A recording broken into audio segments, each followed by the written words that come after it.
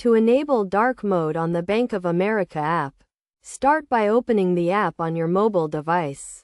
Once the app is open, tap on the profile icon, which is usually represented by a person's silhouette and can be found at the top right corner of the screen. This will take you to the Profile and Settings page, where you can access various app settings. From this page, scroll down and select the Settings option, which is listed under the Profile section. In the Settings menu, you will see a list of options related to app preferences and customization.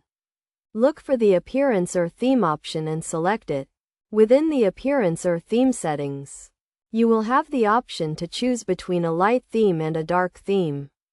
To enable dark mode, simply select the dark theme option.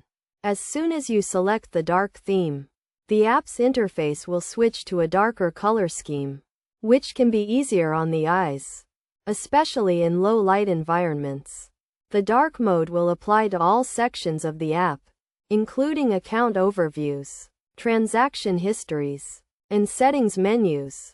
It is worth noting that the Bank of America app may also follow the system-wide theme settings on your device. If you have enabled dark mode on your device, the app may automatically switch to dark mode as well.